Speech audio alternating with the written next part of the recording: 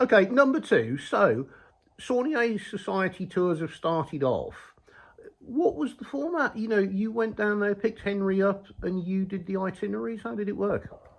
No, it didn't work like that. You had to do exactly what Henry had always done on his Templar tours.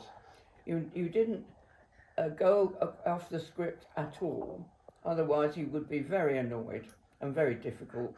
You did exactly what he used to do on the tours, which is you spent one night at Carcassonne, then you came down and saw Saint Hilaire, you came down and to, I think we always used Ale. I was trying to remember, I can't remember. I think we always used L'Evêché and Madame. But then you did exactly the tour that Henry wanted and had been doing on for the last 10 years. And it didn't, if you tried to put something different in, Henry wouldn't have it. It was like a script. And if he went off script, he got really angry. Okay, and were you going to the places then that we're still going to now, or was it Yes. whole? Oh, it was still the same places. Yeah, we always did Rennes le Chateau. We all started. No, we didn't. We started going to Montercel's, where Sauniere was born. We looked at the house, and then we went to go to Rennes le Chateau. Did Rennes le Chateau for the day, and then we did Rennes le Bam, because we did Douzé. We did a whole day at Rennes le Bam. We always did Montségur, and he always used to take a yellow rose up to the.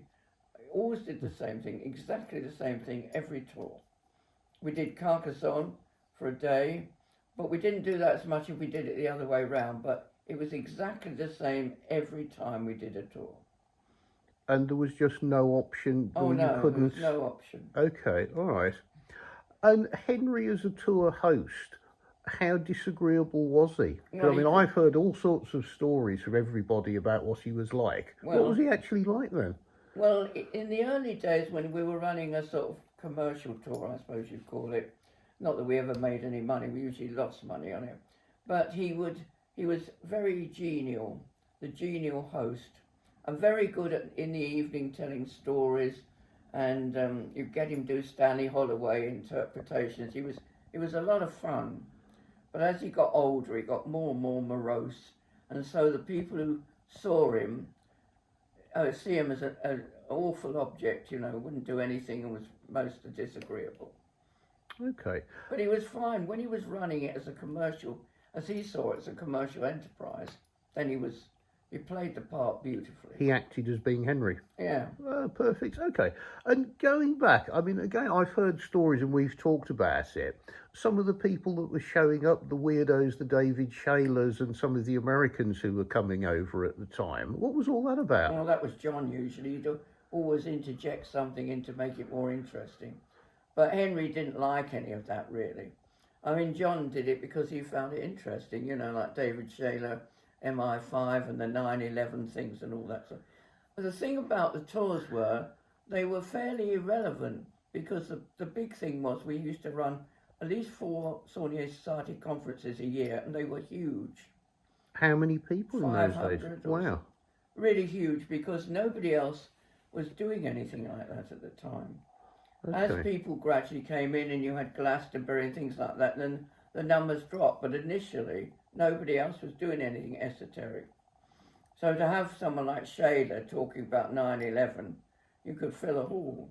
What was the story you were telling me yesterday about when you were out on tour and Shayler suddenly decided he was Jesus or a Messiah? Yeah. No, a Messiah, was The it? Messiah. What No, was not that? Jesus, the Messiah. Well, I don't know. He came down because we'd seen him at the 9/11 conferences in London. John was convinced he was still MI6. So he took Shayler down for 3, drove him down there, couldn't get anything out of him at all.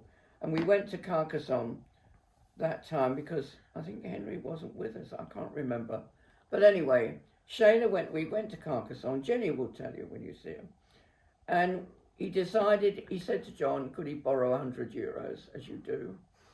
Went off and came back as the Messiah, all dressed in white, taking his shoes and socks off, and he spent the rest of the week barefoot. He climbed Montségur barefoot.